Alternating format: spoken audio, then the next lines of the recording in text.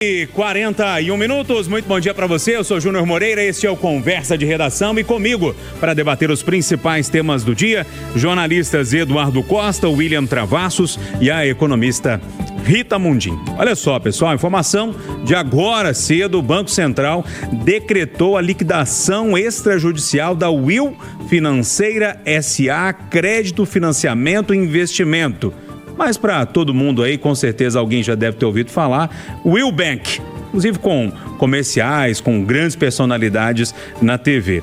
O comunicado foi divulgado, como eu disse agora pela manhã, e de acordo com a autoridade monetária, a decisão foi tomada em extensão ao cumprimento da sua situação econômica financeira, da sua insolvência e do vínculo de interesse do Banco Master, que também foi liquidado em novembro de 2025. Para resumir a prosa, Rita Mundim, o dono do Banco Master, Daniel Vorcaro, é um dos controladores, que eu acho que eu posso chamar de fintech. Uma liquidação que já estava meio que esperada pelo mercado, né, Rita? Bom dia para você.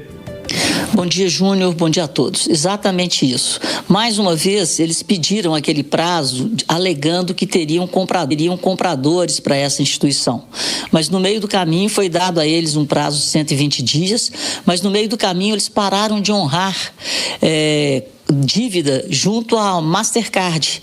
Aí a Mastercard começou a executar as garantias e aí a liquidação foi consumada. O Will Bank, como você bem disse, era tipo uma fintech, o forte deles era tentar vender aquelas máquinas de pagamento e também cartões de crédito. Segundo dados obtidos no próprio app da Will Bank, eles teriam cerca de 9 milhões de pessoas já aportando seus cartões de crédito. No último ano, teriam movimentado 7 bilhões e meio em movimentações financeiras, mas no primeiro semestre encerraram o semestre com um patrimônio de 300 milhões e uma dívida de quase 300 milhões. Portanto, a coisa já estava bem clara, de novo, que era mais uma instituição financeira que vinha sendo usada para a captação de recursos mal empregados e sabe-se lá como empregados pela holding, Porque quando você tem uma instituição financeira, geralmente você tem um conglomerado financeiro. Então você tem o banco comercial, o banco de investimento, a financeira, a fintech e assim vai. Então o Will Bank era uma das pernas do conglomerado financeiro liderado aí por Daniel Vorcaro. Rita, deixa eu aproveitar o seu entendimento do mercado financeiro. Nesse caso, as pessoas que têm dinheiro nesse banco caem na mesma história do Banco Master. Você sabe me falar como é que isso vai ficar? Porque é um banco que fazia propaganda muito em horários populares da TV, né? Eu acredito que tem muito ouvinte da Itatiaia que deve ter conta nesse banco. Se você comprou um CDB do Will Bank, porque os bancos, eles têm que, como eu estava até explicando ontem na questão da Caixa Econômica, Você precisa, o banco é um intermediário, seja lá em que ponta que ele atue. Então ele capta um dinheiro e vende e fica ali com a diferença entre o preço que ele pagou por esse dinheiro e o preço que ele vendeu esse dinheiro. Então o funding do Will Bank basicamente eram CDBs.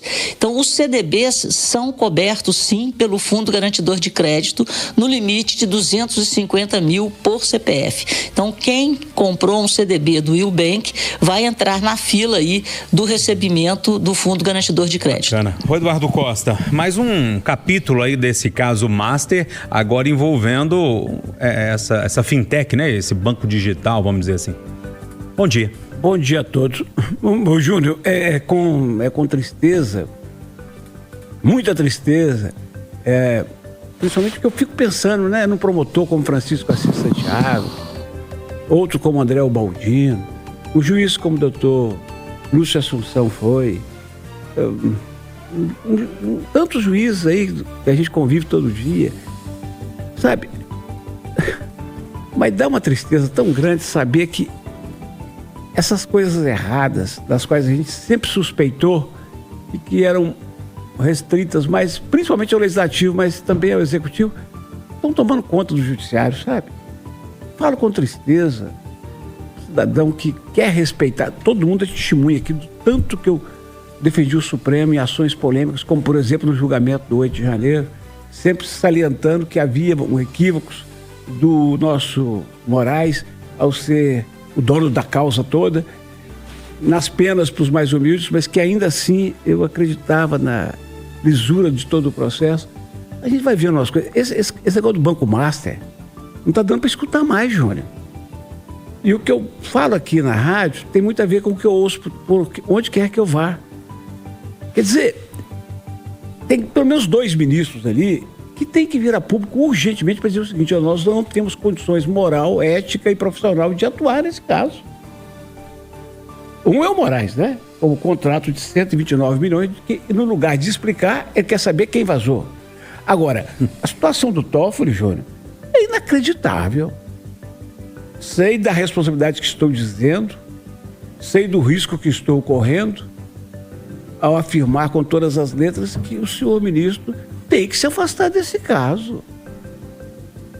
Por tudo que a gente já sabia, por tantas decisões esdrúxulas, por decisões que a nós outros, que não somos operadores do direito, parecem estar movidas por um interesse de até de esconder provas, de anular provas. E quem disse também foi um delegado da Polícia Federal, já disse isso. Agora, eu convido os ouvintes para assistirem uma matéria que está no site Metrópolis, em que a repórter foi lá para a cidade onde está o resort Taiaiá e fez uma investigação. O resort é conhecido como Resort do Toffoli. Tem uma casa lá, Júnior, no melhor lugar do resort, que é reservada para ele, onde ele já deu festa, onde ele já levou, por exemplo, o Ronaldo Fenômeno para poder dar início a jogos que tem lá dentro. Lá dentro tem máquinas eletrônicas de apostas, mesas de jogos de carteado e até um tal de um blackjack, que é uma modalidade de aposta com cartas proibida no Brasil. Esse resort foi transferido para um advogado, Paulo Humberto, que é da JIF. Ora, Júnior, a JIF é controladora da JBS, em cujos processos Toffoli atuou, e só numa canetada ele anulou uma dívida de 11 bi, uma multa de 11 bi lá da Lava Jato. Aí você fala assim, gente, mas a coisa está muito entremeada. Aí você vai descobrir que quem comprou ações desse resort é o tal do Fabiano Zettel, que arrastou a igreja da Lagoinha, aqui, nossa respeitada igreja da Lagoinha, para esse escândalo. Ele é cunhado do Vorcaro, dono do banco. Júlio, agora, sabe o que machuca? É que a sociedade brasileira não pode esperar do Congresso muita coisa, embora lá já tenha aprovado a criação de CPIs. Porque os caras do Congresso, você sabe, né? 9 em cada 10 têm problemas com a justiça. Mas eu estou assustado com a inação da OAB Federal, Júlio, da Federação Nacional dos Jornalistas, Júlio, da sociedade civil, Júlio. Porque não é possível ficar calado diante disso tudo. A única coisa, olha para você ver, a única coisa que me faz acreditar que a OAB Federal está calada, que os grandes juristas brasileiros estão calados, na sua maioria, tem um ou outro que fala, é imaginar que, eu não vou mexer não, porque amanhã eu estou com um processo lá e eu não vou poder fazer o meu lobby. Só pode ser isso, Júnior. É interesse para todo lado, né? Mas é um interesse deslavado e vergonhoso. Vergonhoso. Sabe, gente, eu rezo para eu estar enganado, para estar tudo esquisito, mas eu não acredito que com as evidências, com todas as evidências que existem, esse senhor Toffoli senta no processo e fala, não vou sair não. E ninguém tira. Não. Tá de doer, viu? E aí, William Travassos, mais um capítulo aí dessa novela, ou desse filme de terror, eu acho que eu posso chamar assim. Bom dia. Bom dia, Júnior Moreira, bom dia, bancada, bom dia aos ouvintes da Itatiaia. Edu, olhando para você, a gente não pode desistir, sabe? Eu sei que tudo que você apresenta aqui, e a gente vai olhando, né, para esse emaranhado, esse organograma, né, essas ligações estranhas que começam a surgir de forma separada e a gente não consegue traçar, né, essa linha de uma forma que você possa responsabilizar as pessoas, porque a gente precisa colocar tudo isso que você falou num processo legal e trazer esses personagens, né, para que tudo seja esclarecido. A gente você fala sobre a CPI e a CPMI, né? A gente tem número hoje para isso, ela ainda não foi aprovada. A gente precisa fazer pressão no Alcolumbre, no Senado, e falar o seguinte, a população brasileira tem o direito de saber o que aconteceu ou o que acontece. Só que aí a gente vai olhar para o momento, e o momento não é favorável para a instalação de uma CPMI ou de uma CPI, porque é um ano eleitoral. Então, assim, o que eu gostaria de ver, seja da direita ou da esquerda, todo mundo falando o seguinte, olha, nós estamos diante do que pode ser a maior pirâmide financeira dentro do nosso sistema. E essa pirâmide, ela pode ter contratado pessoas, ela pode ter corrompido pessoas, né? Seja no judiciário, legislativo, enfim, no executivo. A gente precisa, neste exato momento, dar um basta nesse tipo de situação. E aí eu volto, né, àquele caso da Lava Jato. A gente precisa ter tranquilidade, maturidade e enfrentar esse sistema corrupto e nojento no país, que mostra que um cara, ou melhor, uma instituição financeira, ofereceu para o mercado regras que não estavam dentro de uma realidade, e as pessoas abraçaram isso, acreditaram nisso, e muitas deram um aval em função de troca de benefícios, porque tudo indica isso. Então está na hora de vamos lavar a roupa suja? Aí eu convoco você de direita ou de esquerda, sem perder o ânimo, porque isso pode mostrar a falência da nossa democracia ou do nosso sistema de hoje. Ô Júnior, a gente sabe que um título público, né, do Tesouro, esse título é garantido pelo Tesouro, só se o país quebrar. Agora, os bancos privados tiveram problemas no passado. O que eles fizeram? Atitude correta de quem é do setor privado. Eles criaram o fundo garantidor. Pelo menos até 250 mil, João, que é o que a maioria dos mortais consegue guardar, eles garantem. Eles estão desembolsando agora mais de 40 bi. Fiquei sabendo que isso significa 1/3 do que tem o fundo. Então eles vão ter que fazer novo aporte. Quer dizer, eu espero que a Febraban, com a força que tem, que sempre mandou também nesse congresso desse país, inclusive a Febraban, se junte. Que todos se juntem, todos que não são do sistema em Brasília, se juntem para poder tomar uma atitude. Não pode um homem sentar num processo desse e fazer o que o cidadão está fazendo. Olha só, pessoal, dados do Ministério da Justiça e Segurança Pública revelam uma queda de 11% no número de assassinatos no Brasil. Segundo a pasta, foram um pouco mais de 34 mil mortes violentas no ano passado, contra 38 mil casos em 2024. Entram na conta homicídios dolosos, quando há intenção de matar, feminicídios, latrocínios e lesões seguidas de morte. Foram 5 anos consecutivos de redução nas mortes violentas entre 2021 e 2025 e uma queda acumulada de 25% desde 2020. O recorde registrado na série histórica, o William Travassos, é de 2017, com mais de 60 mil assassinatos. Você pega o recorde histórico e vem para hoje, a gente saiu de 60 para 34 mil. Caiu pouco, quase a metade desse pico que a gente teve em 2017. Mas dá para comemorar alguma coisa? Não, eu acho que a gente deve comemorar, é importante, né? Qualquer redução, né, dentro de uma análise tão específica, né, que é da vida humana, né? Agora a gente tem que entender o que está acontecendo por trás disso. Há uma mudança de comportamento no crime. Hoje você tem muito mais o crime digital, né? Que aí o bandido, em vez de pegar uma arma, ele vai para a internet para aplicar golpes. Então ele te rouba, mas ele não tem o contato físico com você. É uma mudança que a gente tem. Isso aí você pode conversar com qualquer especialista. Em alguns pontos, como por exemplo no Ceará, você tem conflitos que aí você vê que o índice ainda está alto. Você tem conflitos entre facções, né? Você vai ver outros pontos onde você tem mais disputa, principalmente no Norte e Nordeste, com PCC, Comando Vermelho e a expansão das organizações criminosas. Mas a gente ainda tem muitos desafios. Hoje uma colega nossa estava comentando, você ouviu, ela falou assim, por exemplo, Minas Gerais ainda tem um número alto de feminicídio. A gente ainda tem muito desafio em relação a isso, e a gente precisa entender que, por exemplo, a redução desses números está muito relacionado à integração entre as forças de segurança no estado de Minas Gerais, com Mato Grosso do Sul, São Paulo, Rio, Paraná. Então, isso vai ajudar numa redução, mas a gente ainda tem no radar a grande preocupação, que é a expansão dessas organizações criminosas. E isso, em determinadas áreas, vai produzir um aumento do número de homicídios. Mas a gente tem que comemorar, que bom, a gente está preservando vidas. E aí, Rita Mundim, um dado que mostra 34 mil mortes violentas no ano passado. É verdade que alguns dados ali de dezembro, de São Paulo e Paraíba, se não me falha a memória, não entraram ainda, mas não devem mudar muito o volume do que a gente tem aqui. Mas ainda é muita morte, né, Rita?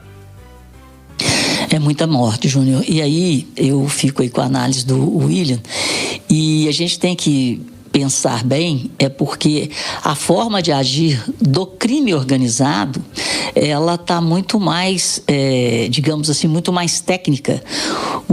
Eu acho que o outro lado que a gente poderia ver dessa redução é exatamente a penetração do crime no tecido da sociedade. Então, o crime está muito mais sofisticado. Então, o crime hoje, quando a gente pega essas mega operações da Polícia Federal, o crime está da fazenda que produz a cana-de-açúcar até a bomba do etanol. Então, a gente vê aí redes, né, a lavagem de dinheiro acontecendo em redes de motéis. Então, o crime, ele sofisticou. Então, é necessário muito mais inteligência para lidar com esse crime que nos assalta via internet, via lavagem de dinheiro, via sonegação de impostos. E esses números são cada vez mais assustadores, porque é dinheiro que é tirado, né, da sociedade e é despejado no crime organizado. As ligações do Banco Master mostram isso. Quando a gente olha aí REAG, né, esses mega empresários que estão sendo detidos, aí nós estamos falando, por exemplo, do Tanuri, que é um mega investidor de bolsa de valores. Ele é especialista em comprar empresas com problemas. Então, vamos ver até onde que isso vai nos levar. Mas o que eu estou achando é que aquela bandidagem, né, de você assaltar ali na esquina, isso aí está bem localizado, né? Nessa juventude sem esperança e cheia de droga. Mas o crime mesmo, ele se organizou, ele se especializou e ele hoje nos mata de uma forma silenciosa. Seja através, por exemplo, do crime digital, né? Que está aí, que nos assalta e a gente não vê quem está nos roubando, e seja através da entrada das organizações, mega organizações criminosas no tecido social. E aí, Eduardo, os dados aí, dá para comemorar, não dá para comemorar? É bem o que disseram os colegas, quer dizer, todo dado como esse, e os números não aumentem, né, merece um certo alívio. Agora, a gente tem que aproveitar o pique para focar principalmente nos feminicídios, né, que estão passando de todos os limites, virou uma epidemia, e no crime organizado. Quer dizer, eu convido o ouvinte da Itatiaia, dá uma googada aí, dá um pulo no Google. Ontem estava meio instável, mas hoje tá bom. Foi assim, família Vorcado. É uma coisa impressionante, ó. Tá aparecendo coisa de tudo quanto é lado. O pai e a irmã são donos de um projeto de crédito de carbono que inflou fundação, projetos regulares da Amazônia. Tem coisa para tudo quanto é lado. E isso tudo conversado muitas vezes dentro da igreja, né? Lembrando que essa família eu conheci essa família com dois fatos. Um foi a festa de 15 anos, inesquecível, né? A cidade inteira comentou. 15 milhões? 15 milhões que ele gastou, o Daniel. E a outra foi com o pai, eu não sabia que o pai existia. Não, o pai é histórico na igreja da Araguinha. Eu conheci quando ele fez aquela igreja no Belvedere. Dizem que a igreja tem, eu nunca entrei lá, não, que tem 2 mil lugares e custou 25 milhões. Quer dizer, é nisso aí que nós temos que focar daqui para frente, tá? É isso. É o crime organizado. Ponto final, nosso Conversa Geração, que teve Eduardo Costa, William Travassos e Rita Mundim. Agora o Acirantão. Mais informações ao longo do dia, de hora em hora, no Itatiaia Urgente ou quando a notícia acontecer. Bom dia para todos.